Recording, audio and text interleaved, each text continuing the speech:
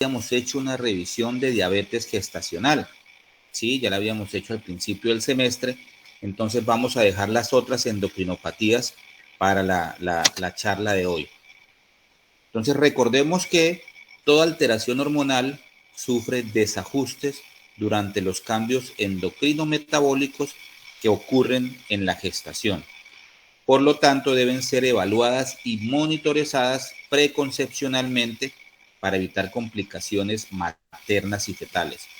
Entonces, realmente lo que deberíamos hacer es una consulta preconcepcional para poder optimizar las pruebas hormonales de una gestante que desee embarazarse. Y no hay patologías endocrinas exclusivas de la gestación, porque realmente el proceso de la gestación tiene tendencia a producir un aumento y un desarrollo de secreciones hormonales específicas. Y muchas de estas hormonas se van a secretar en cantidades abundantes durante la gestación.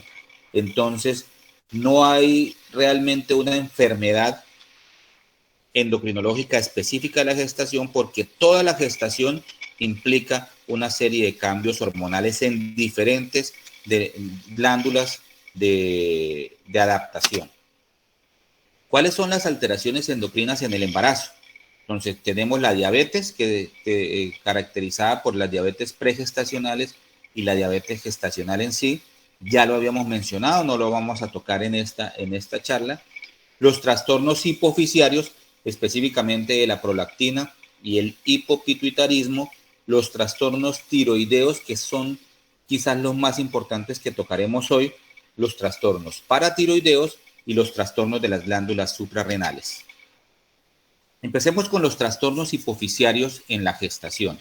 La disfunción hipofisiaria es infrecuente, pero no deja de ser importante ese hallazgo en cuanto a la incidencia. Las afecciones hipofisiarias durante la gestación representan entre el 0.2 y el 15% de todas las afecciones endocrinas en el embarazo, superadas ampliamente por la diabetes y por las alteraciones tiroideas. Recordar también que los tumores hipofisiarios, lo más importante son los adenomas, casi un 90%, y esto lleva a una hipofunción hormonal. La hiperprolactinemia y el hipopituitarismo son las dos entidades hipofisiarias más importantes que pudieran presentarse durante la gestación. En cuanto a la hiperprolactinemia, se caracteriza por un descenso de la GH, específicamente en la segunda mitad del embarazo, desde el segundo trimestre en adelante. Lo más característico aquí es la presencia de prolactinomas, y de acuerdo al tamaño de cada una de estas masas se va a definir la conducta a seguir. Si hay un crecimiento de esas masas en el seguimiento, el medicamento que se esté usando se suspende, y realmente en este tipo de pacientes que están siendo manejadas con bromocriptina, el medicamento se suspende, se revalora a la paciente y de acuerdo a los hallazgos escanográficos se decide reanudar o hacer un manejo específico en conjunto con endocrinología y neurocirugía. En cuanto a los macroprolactinomas, se debe mantener el medicamento durante toda la gestación. El medicamento de elección es la bromocriptina, pero se puede utilizar otra serie de medicamentos que igual no tienen la suficiente evidencia, pero que han sido considerados seguros en gran parte de las revisiones de la literatura. El control durante todo el embarazo, entonces, si hay unos signos clínicos de crecimiento tumoral, esta paciente va a un manejo conjunto, a junta médica. Debe realizarse también la campimetría cada 3 meses, los estudios escanográficos para determinar volúmenes de la masa tumoral, y se recomienda la cirugía transesfenoidal en toda paciente que desee embarazarse y que tenga macroprolactinomas que no responden adecuadamente al tratamiento médico.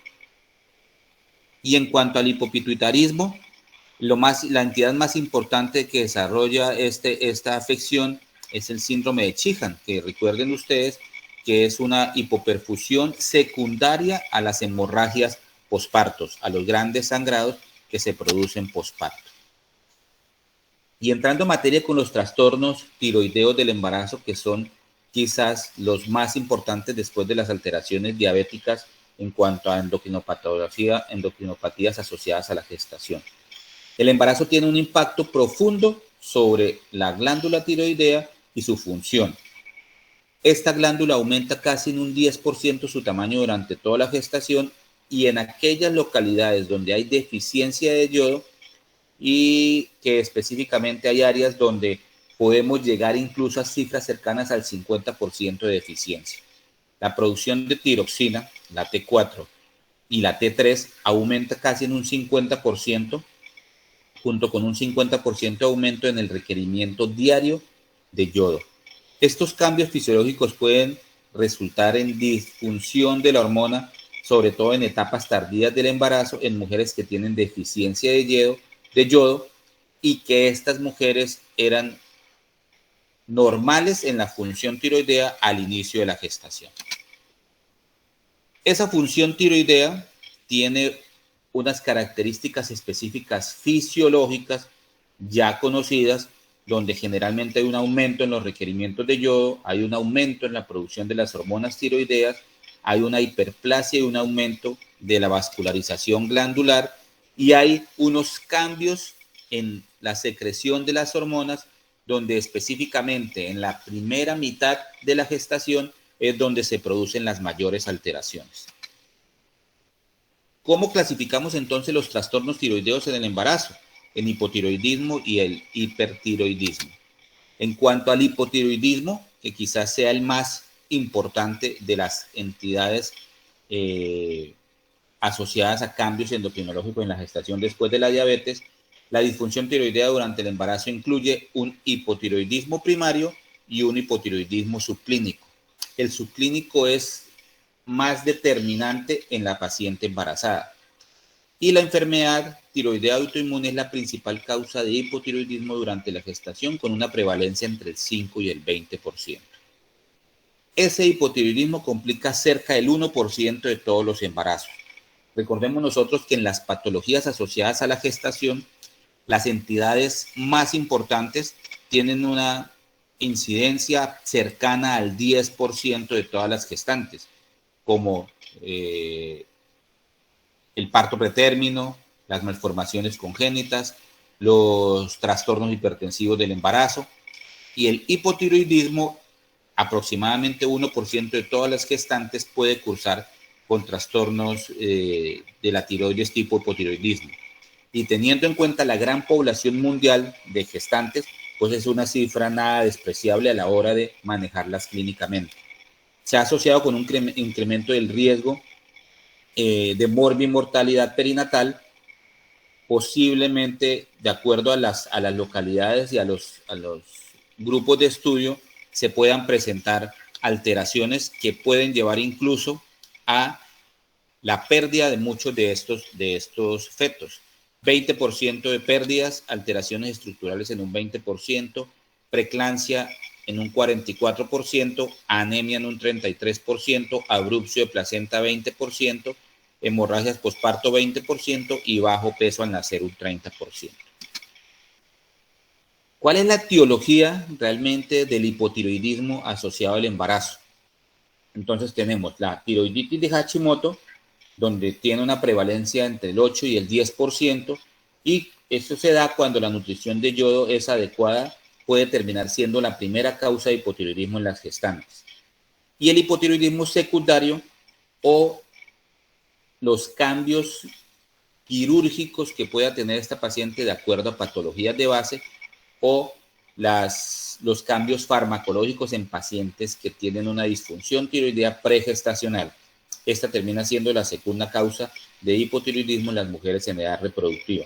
Pero también hay una serie de fármacos que pueden llegar a producir hipotiroidismo, y algunos de estos fármacos no son utilizados frecuentemente en la gestación, pero en la medida que aparecen es importante ir de la mano con el endocrinólogo para poder determinar la continuidad o no de algunos de estos medicamentos, o el cambio de la medicación de acuerdo a la patología que tiene alguna de las pacientes. Pero es importante, por ejemplo, tener en cuenta que el sulfato ferroso, que sí es uno de los medicamentos que se usa durante la gestación frecuentemente, y el hidróxido de aluminio, que también algunas pacientes lo usan, va a producir alteración en la absorción intestinal del medicamento que está siendo utilizado para cuadrar la disfunción tiroidea, como la levotiroxina. Y estas son a nivel mundial, remarcadas en negro, las áreas que se definen que tienen a nivel mundial carencia de hierro en la población en sus dietas. Y fíjense ustedes que gran parte de los países del área andina de Sudamérica tienen un déficit de yodo. Y estos pacientes que no tienen una adecuada nutrición y adecuada suplencia nutricional, y en sus dietas hay déficit de yodo, pues van a terminar desencadenando un hipotiroidismo subclínico, y si estas pacientes terminan embarazándose, pues obviamente esto va en detrimento del desarrollo adecuado de la gestación. En cuanto al hipotiroidismo primario, es la presencia de una TSH elevada y una disminución de la concentración sérica de ST4 libre transportador durante la gestación. Entonces disminuyen las dos, y hay unos valores que vamos a mencionar más adelante que son normales y comunes durante la gestación. Y el hipotiroidismo subclínico es cuando se presenta alteración en esa TSH, pero tenemos un T4 normal que realmente es poco probable que progrese. Existen diversos escenarios en ese hipotiroidismo subclínico. La paciente con hipotiroidismo subclínico diagnosticada por primera vez en la gestación, la mujer que tenía disfunción de la tiroides, que descontinuó la terapia farmacológica, esa gestante requiere mayor dosis o que no es consistente tomando el medicamento. Entonces es uno de los tipos de hipotiroidismo subclínico que deben ser evaluados durante el primer trimestre y durante los controles del primer trimestre en esta gestante. Y aquella gestante o aquella mujer en la cual su función tiroidea está siendo afectada por el uso de otros medicamentos concomitantes y que se embaraza. ¿Cómo se hace el diagnóstico? Entonces, la mayoría de sociedades científicas recomiendan realización de un cribado universal de disfunción tiroidea en el primer trimestre de la gestación. Los protocolos de manejo y la guía de práctica clínica de nuestro país recomiendan realizar el testeo de TSH en el primer trimestre. Pero no se recomienda el tamizaje para el hipotiroidismo subclínico.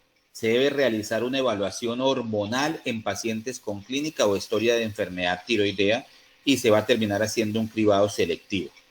Ese tipo de pacientes entonces deben ser evaluadas porque hay factores de riesgo y entidades que pueden llegar a producir cambios en la hormona tiroidea, y ese tipo de pacientes necesita una revisión más exhaustiva.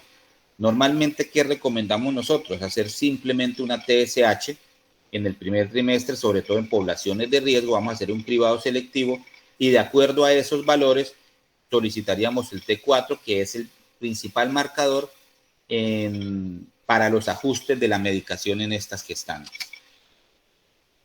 Eutiroideas con anticuerpos antitiroideos positivos conocidos previamente a la gestación tienen determinaciones de TSH cada 4 semanas hasta semana 16-20, y como mínimo una determinación más entre la semana 26 y 32, además de una revaloración de la función tiroidea tan pronto nacen estos bebés.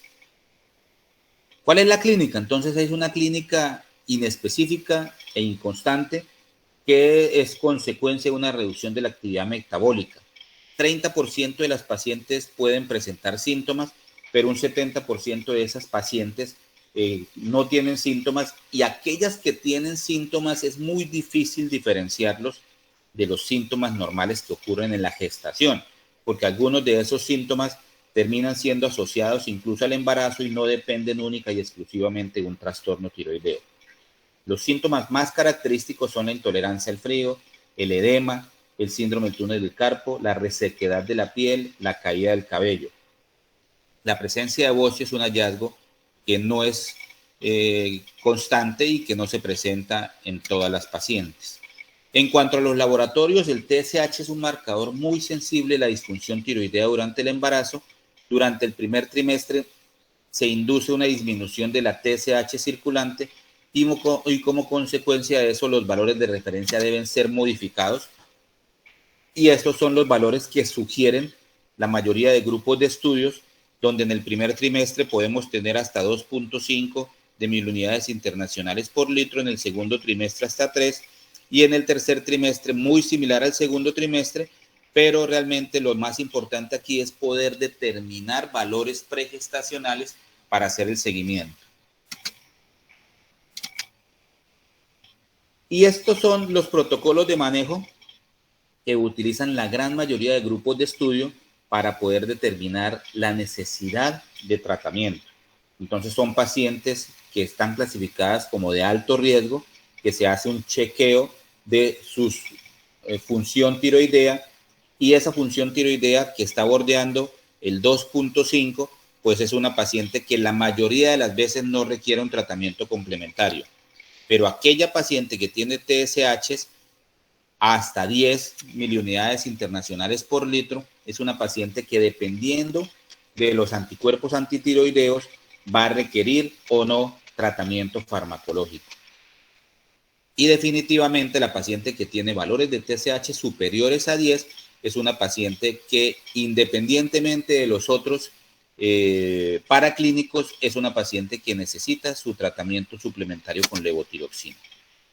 En cuanto al hipotiroidismo clínico, el objetivo es alcanzar valores de TSH inferiores a 2.5 en ausencia de una reserva tiroidea en aquella paciente que tiene antecedente quirúrgico o antecedente farmacológico. Se aconseja aumentar aproximadamente un 25% la dosis habitual del medicamento una vez se confirma la gestación. Entonces, esa paciente que viene siendo medicada con levotiroxina y que se embaraza es una paciente que va a requerir muy seguramente un aumento de las dosis, y son las pacientes que en el primer trimestre empezamos los controles y seguramente vamos, incluso en ese primer trimestre, a aumentar las dosis de la levotiroxina. Durante la gestación, el objetivo es normalizar la función tiroidea lo más rápidamente posible, alcanzar y mantener la TSH dentro de los límites normales. Durante la primera semana de inicio de los controles empezamos los ajustes, y en la medida en que vamos viendo la respuesta, pues vamos haciendo los ajustes no antes de un mes. La idea es que hay que permitirle a la gestante y a su organismo que optimicen el valor de la nueva dosis y hacer los cambios posterior por lo menos a 4 semanas para poder hacer esos ajustes. Y en el puerperio, lo recomendable es volver a la dosis de levotiroxina preconcepcional o reducir inicialmente en un 25% la dosis y revalorar a esta paciente un mes después del parto. Es importante también conocer que la administración en ayunas, y que debe administrarse en ayunas y que esperar por lo menos 30 minutos para ingerir algún medicamento. Separar la toma 4 a 6 horas con el sulfato ferroso o el hidróxido de aluminio, como lo habíamos mencionado antes, porque disminuyen la absorción de la levotiroxina. Entonces, esa paciente que está con un trastorno tiroideo y que está siendo medicada es una paciente que lo que se recomienda es no consumir los micronutrientes, específicamente sulfato ferroso, carbonato cálcico o incluso la que está utilizando el hidróxido de aluminio en horas de la mañana, sino consumirlo posterior al almuerzo. Y las guías de la Asociación Americana de Enfermedades Tiroideas sugieren también en el hipotiroidismo subclínico asociado al embarazo unos puntos de corte diferentes, ¿sí?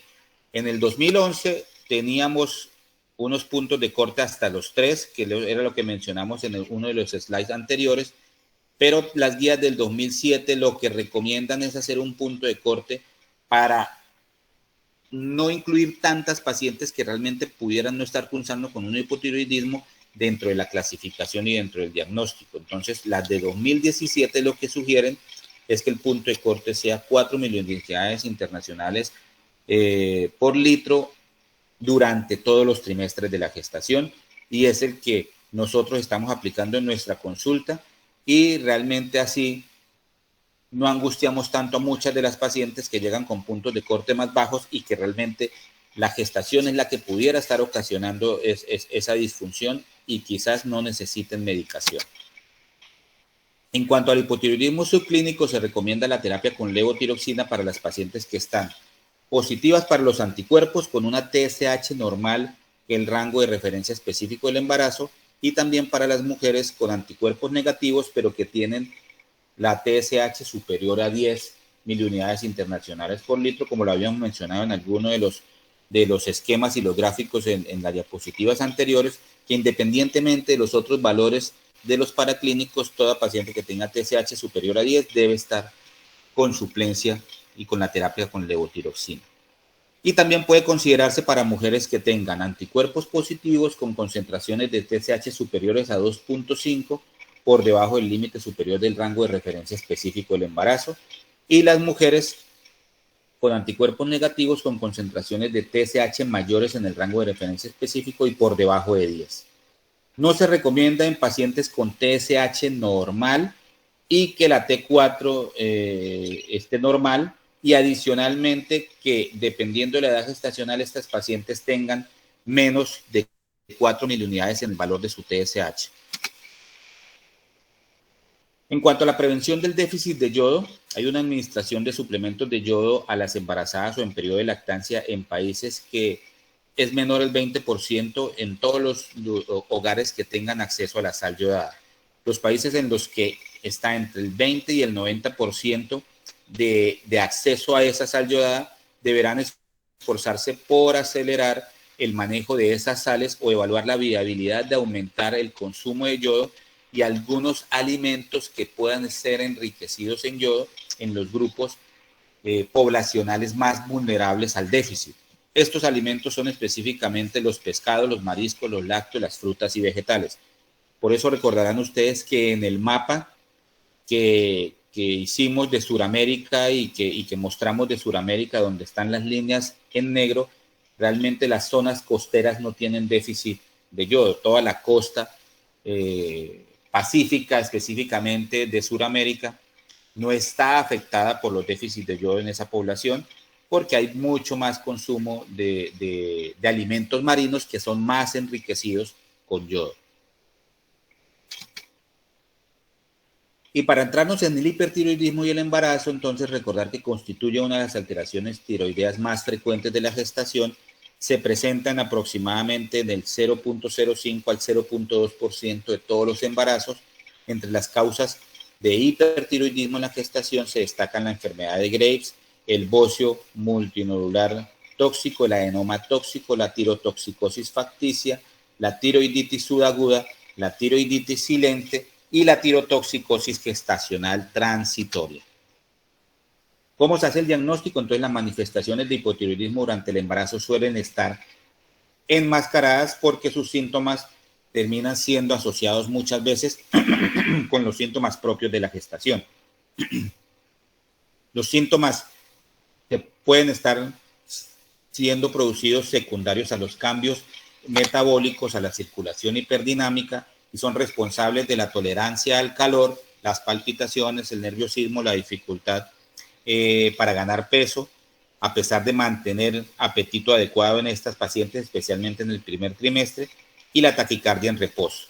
Asimismo, se produce un aumento del volumen del tiroides por la hiperplasia glandular. Estas pacientes sí suelen presentar más frecuentemente bocio, y la producción de hormonas se incrementa en un 50% en relación con la fase pregestacional.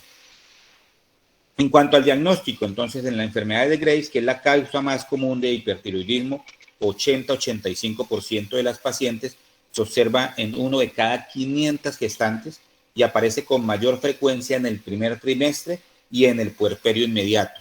Puede agravarse si existen niveles elevados de la HCG durante el primer trimestre.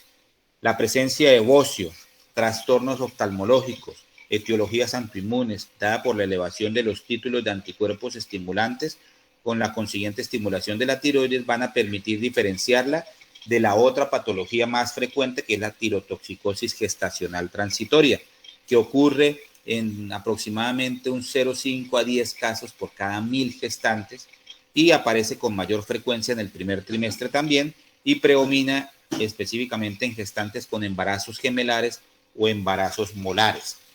Toda gestante que tenga una hiperemesis gravídica debe tener también una evaluación de la TSH y de sus transportadores para poder determinar si hay una patología tiroidea asociada que esté complicando esa hiperemesis gravídica. Los riesgos del hipertiroidismo durante la gestación no diagnosticados o tratados inadecuadamente son específicamente afectar el curso de la gestación con consecuencias adversas para el binomio madre-feto y adicionalmente con efectos secundarios de algunos de los fármacos que están siendo empleados. En la madre puede provocar pérdida importante de peso, de la masa muscular proximal, fibrilación auricular, disfunción ventricular izquierda, fallo cardíaco congestivo, tormenta tiroidea, palpitaciones, hipersudoración, episodios de angustia, ansiedad y disnea.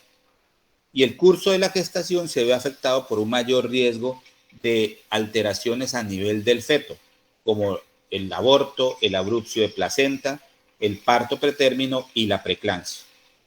En las pacientes que están inadecuadamente tratadas, puede ocasionar varias alteraciones adicionales en el feto, como la presencia en el primer trimestre de alteraciones en la formación, el RCU, el bajo peso al nacer tardío, la taquicardia, el bocio, el hidros e incluso la pérdida fetal. El hipotiroidismo subclínico es donde hay niveles ligeramente elevados de la hormona tiroidea y síntomas mínimos. Generalmente se controla de cerca sin un tratamiento específico, siempre y cuando la gestante y su feto en el seguimiento no tengan ninguna alteración. Cuando el hipertiroidismo es lo suficientemente severo para que esa paciente requiera medicamentos, las drogas de elección para este tipo de tratamiento son el propiltiuracilo específicamente. Y el objetivo del tratamiento es mantener los niveles de la gestante de T4 libre y de T3 libre en los rangos normal alto. Quizás no podamos tener estas pacientes con valores óptimos normales, pero lo importante es mantener los valores muy cerca a la normalidad, pero con la menor cantidad de medicamento antitiroideo posible por los efectos secundarios que puede producir este medicamento. Y se debe evitar el hipotiroidismo secundario a la administración del medicamento. Por consiguiente, estas pacientes deben seguirse cada 4 a 6 semanas. Entonces, el tratamiento es específicamente con propiltiuracilo, con metamizol, y el propiltiuracilo, recordar que atraviesa la placenta menos que el metamizol y constituye el fármaco de elección en este tipo de gestantes, sobre todo si el hipertiroidismo ocurre en el primer trimestre de la gestación debido a la posible aparición de anomalías congénitas por el uso del medicamento. Y aún a pesar de esto, la gran mayoría de estudios sugieren que es seguro utilizar el medicamento porque las cifras de alteraciones en la formación son menores al 2% de incidencia. El objetivo del tratamiento es mantener niveles maternos de T3 y T4 libres en rango normal alto, como lo habíamos mencionado, con la menor cantidad de dosis del medicamento posible. Y se sugiere emplear las dosis mínimas necesarias para controlarlo y mantener a la paciente eutiroidea. Esto se logra específicamente con las pruebas tiroideas de control cada 4 a 6 semanas. Se aconseja administrar propiltiuracilo 50 miligramos cada 8 o cada 12 horas, o el metamizol 5 a 10 miligramos por día, o carbimazol 5 a 15 miligramos por día. En casos de hipertiroidismo severo, se aumenta el doble de esa dosis de propiltiuracilo, 100 miligramos cada 8 horas, o 10 a 30 miligramos de metamizol por día. Y la otra parte del tratamiento, los otros medicamentos que son de uso menos frecuente, como los betabloqueadores y el radioyodo, realmente no hay mucha experiencia en la gestación, pero las pocas revisiones sugieren que estas pacientes que necesiten tratamiento complementario también sean manejadas por grupos multidisciplinarios. En cuanto a la cirugía, se realizará tiroidectomía subtotal a gestantes que desarrollen reacciones adversas severas y que requieran dosis persistentemente elevada de los medicamentos o en casos excepcionales que sean refractarias al tratamiento o que tengan hipertiroidismos severos que no respondan y no cedan fácilmente a la administración del medicamento. Y esta cirugía se recomienda en aquellas pacientes que la requieran y que sean evaluadas en los grupos multidisciplinarios, realizarse en el segundo trimestre, porque hay mayor probabilidad de complicaciones, específicamente la pérdida, cuando se realizan en el primer trimestre. Y también en el tercer trimestre la probabilidad de tener inicio de actividad uterina y parto prematuro. Y para terminar, vamos a hablar de los desórdenes paratiroideos y el embarazo. No vamos a hacer mucho énfasis en estos. Son menos frecuentes. Las enfermedades paratiroideas son poco comunes en la gestación y pueden producir morbilidad perinatal y materna y mortalidad significativa si no se diagnostican a tiempo ni se manejan adecuadamente. Las dos causas más comunes de morbilidad neonatal por trastornos de la paratiroides son la prematurez y la hipocalcemia neonatal. Estos últimos están directamente relacionados con niveles de hipercalcemia en la gestante. El hiperparatiroidismo primario se caracteriza por una hipersecreción autónoma de paratormona, lo que provoca una hipercalcemia e hipercalciuria que va a terminar haciendo afectación ósea, renal y de otras partes, de otros sistemas en un grado más variable. Tiene una prevalencia de aproximadamente 1 por cada 1000 en la población general. Se asocia generalmente con el exceso de producción de la paratormona por un adenoma solitario que tiene una incidencia cercana al 80% de una única glándula que conduce a los trastornos del calcio en este tipo de pacientes.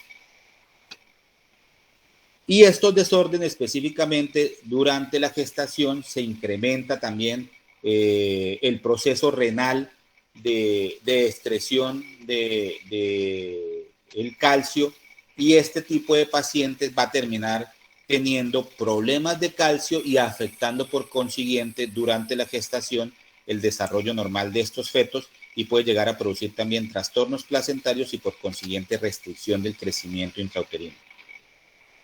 Pero vamos a recordar cuáles pueden ser las características maternas de esa hipercalcemia, que es quizás el factor más importante para identificar.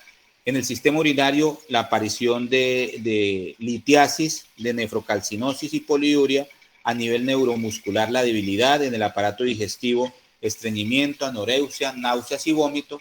A nivel cardiovascular, hipertensión y arritmias. A nivel esquelético, fibrosis quística, osteopenia y fracturas. Y a nivel neuropsiquiátrico, depresión.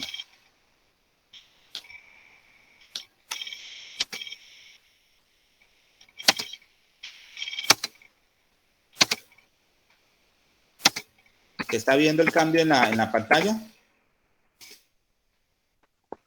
No, señor. No. Estamos en las... Okay. Gracias. Faltan las últimas. Y en cuanto a los desórdenes adrenales y el embarazo, los trastornos de la glándula suprarrenal son variados debido a las características histológicas y funcionales que ésta presenta, y debido a su baja frecuencia no se cuenta con una amplia revisión en la literatura y una información epidemiológica adecuada. Aquí lo más importante es el síndrome de Cushing y la enfermedad de Addison. Aunque el síndrome de Cushing durante el embarazo es muy poco frecuente, tanto su diagnóstico como su tratamiento son especialmente difíciles, y la insuficiencia suprarrenal durante el embarazo no es sustancialmente diferente a la que ocurre en pacientes no embarazadas.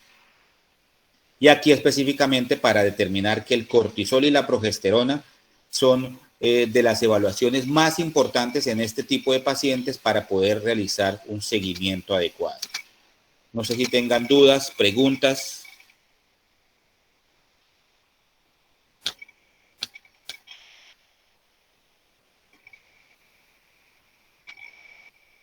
¿Tenemos audio? Sí.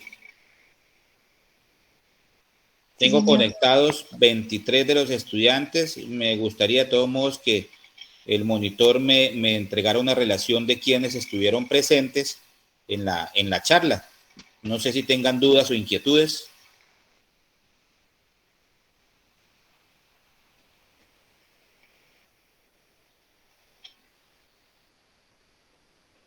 No, doctor, yo le hago llegar la lista. Perfecto, Diego, muchas gracias. Entonces, esto es simplemente un acercamiento para las patologías endocrinológicas. Hicimos mucho más énfasis en las alteraciones tiroideas, que son las más frecuentes, pero definitivamente ustedes mismos deben profundizar en casa y con los textos guías y las revisiones en internet para los otros trastornos que no son tan específicos. Buen día para todos. Muchas gracias. Gracias, doctor. Gracias.